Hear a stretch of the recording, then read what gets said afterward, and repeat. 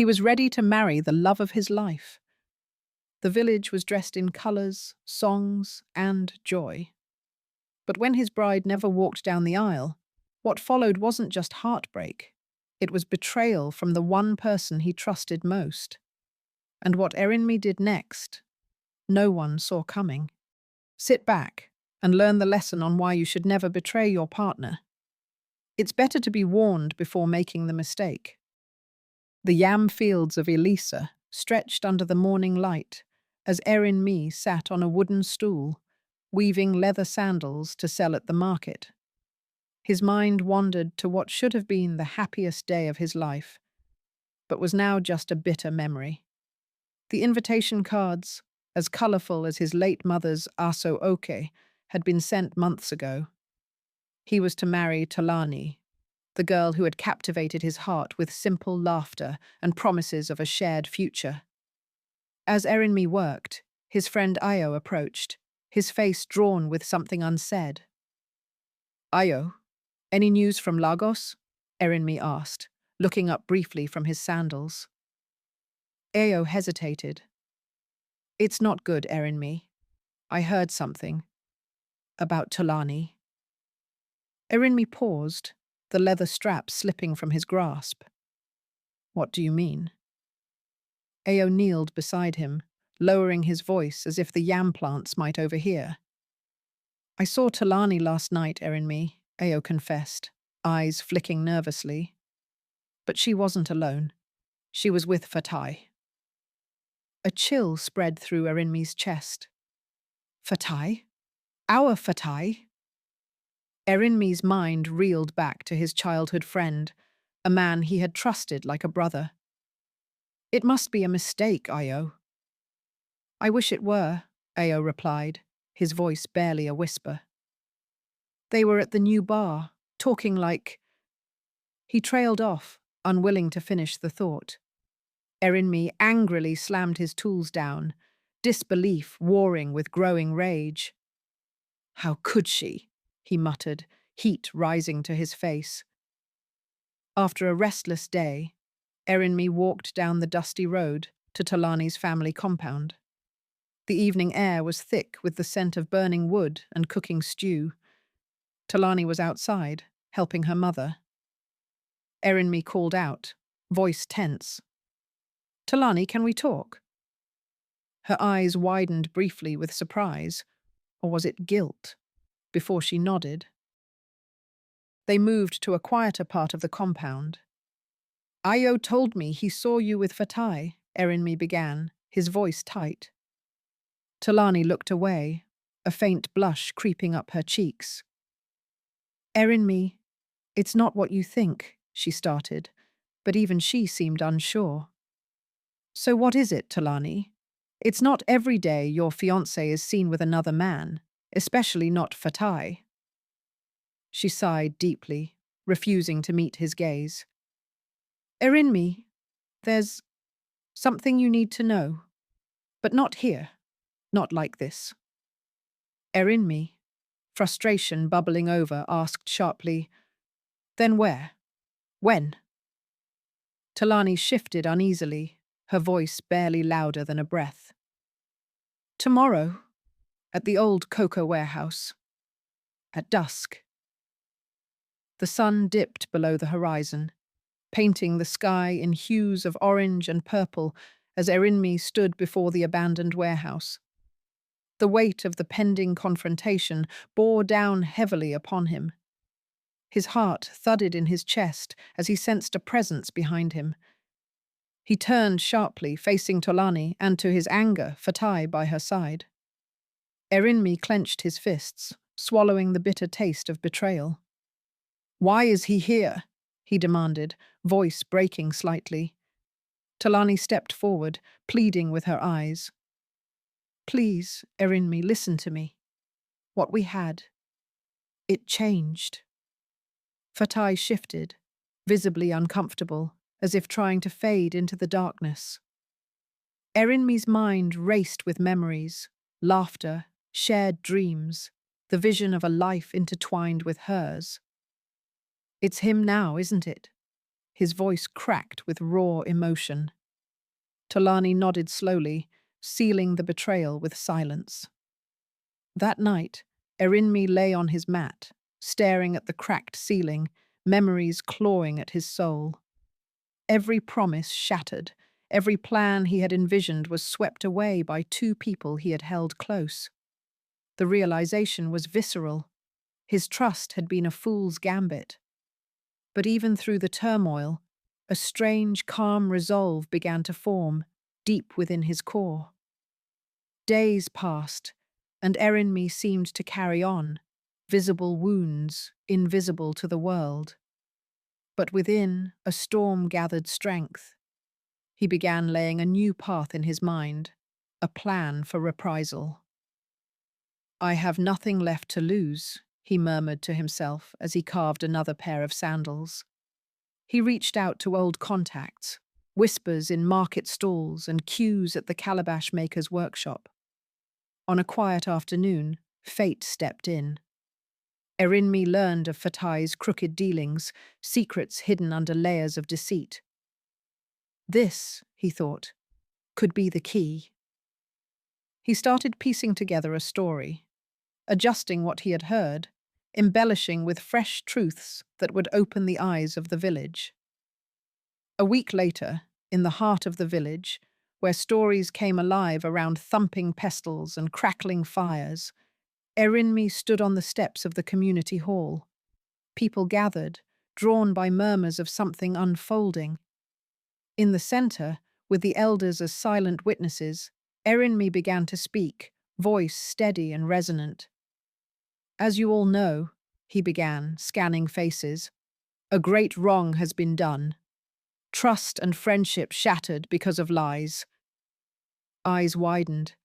He turned his gaze directly to Fatai, who stood paralyzed, swallowing hard under the weight of the assembly's anticipation. "There is a web of deceit among us," Erinmi continued, "a betrayal that demands justice." The murmur rose to a gasp as Erinmi revealed the evidence set to unravel Fatai's facade. The truth was bare, the stakes reset, and Erinmi stepped back, knowing the full story had only just begun. The air in the community hall was thick with anticipation. Fatai's eyes darted from the villagers to Erinmi, whose calm demeanor hid a storm brewing beneath the surface. An elder, Baba Ogunlaye, stood to mediate. "Erinmi, speak your truth." Erinmi took a deep breath. "I have trusted Fatai like a brother," he began, his voice echoing in the quiet room. "But he has schemed behind my back, not just with Tolani, but with the village's hard-earned resources."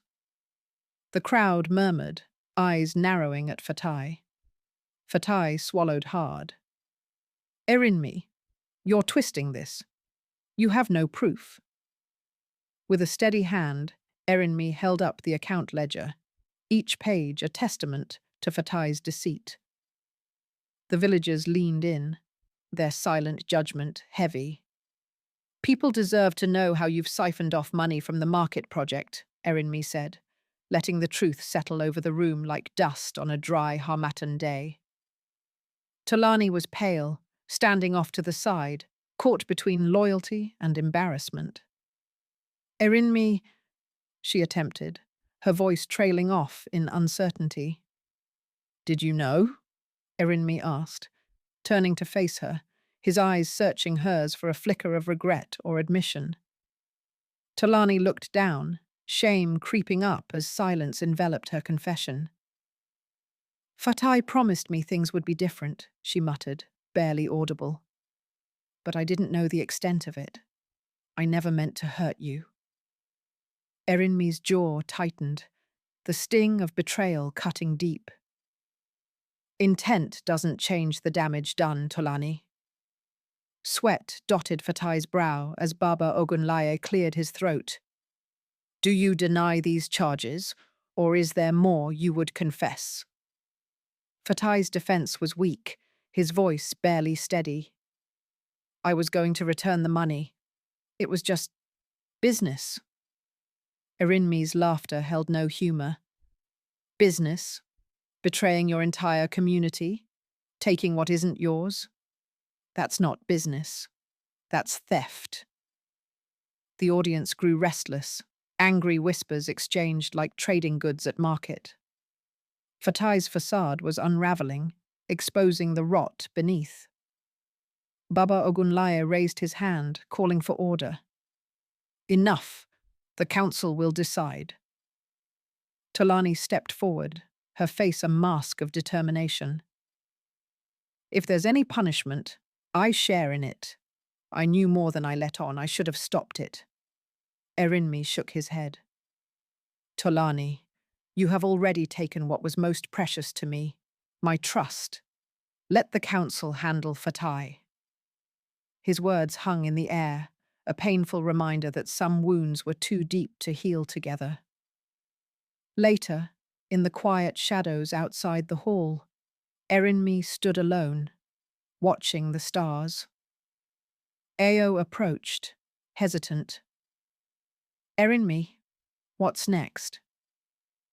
Erinmi sighed deeply. I had a plan.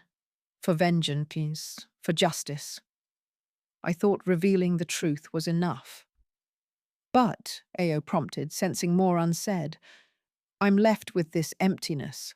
I expected satisfaction, but Fatai, now stripped of his bravado, met Erinmi outside. I know you've won. If there's any mercy left in you, don't destroy me completely. Erinmi studied him, struggling with both the desire to forgive and the instinct for retribution. I wanted you to pay for what you've done, but standing here, knowing you've already lost so much, Fatai lowered his gaze. What do you plan to do? I'll leave that to the elders, Erinmi replied, turning to walk away, the weight of unresolved burdens trailing behind. The following evening, Erinmi returned to the yam fields, the place where he found solace in his craft.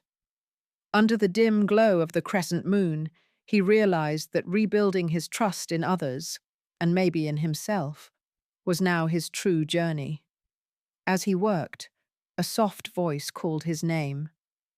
Tolani stood at the fence, her silhouette framed by the moon. Can we talk? Erinmi paused, wary but willing to hear her. Speak, then. Tolani stepped closer. I have no excuses, only regrets. I thought I loved Fatai, but love shouldn't destroy those around us. Erinmi's hands stilled. Have you told him this? She nodded. He understood more than I expected. The elders are planning a fair trial. And what of us, Tolani? Her eyes locked with his, holding pain and hope. Time, Erinmi. Maybe we need time to heal separately before considering any future. Days turned to weeks, and the village settled into new rhythms, with Fatai and Tolani facing their consequences. Erinmi continued his work, crafting sandals and nurturing the yam fields, letting the earth soothe his wounded spirits. One afternoon, an unexpected letter arrived, the script elegant and unfamiliar. Erinmi broke the seal warily, reading the words with widening eyes.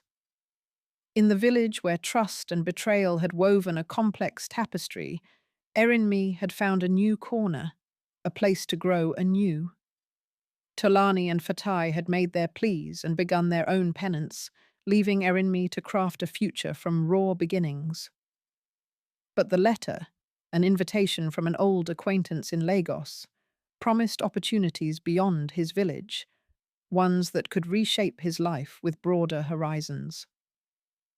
Erinmi stood on the edge of his fields, contemplating the choices laid before him.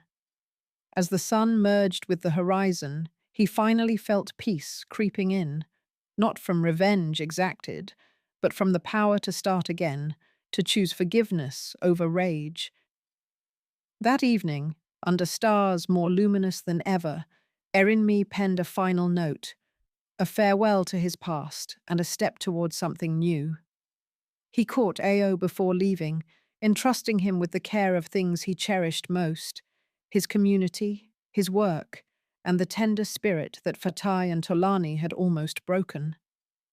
As Erinmi left the village, bag in hand, a twist of fate awaited. The roads whispered promises, and the wind carried secrets of the city, urging him toward a life unexpected. Yet as he embarked, a strange sense shadowed him, a feeling that repercussions would ripple far beyond Elisa, chasing shadows darker and deeper than simple retribution. Weeks later, an eager village watched an unfamiliar letter carrier arrive with news. Not from Lagos, but a distant land. His words bore weight, echoing tales of a man with a gift for sandals, a name echoing beyond borders. From the folds of papers, new whispers unfolded, suggesting a world watching Erinmi's rise, a storyteller twisted by betrayal, yet renewed by resilience. And somewhere within the winds of ink and voices, as Erinmi paved his road, secrets awaited unwelcome revival, hints of flourished friendships, faded by distance, yet unsettled by stirrings from muted pasts. That will take us to the end of this intriguing story. Thank you for listening. I hope you enjoyed and learned something valuable in another tale from Tosin's stories.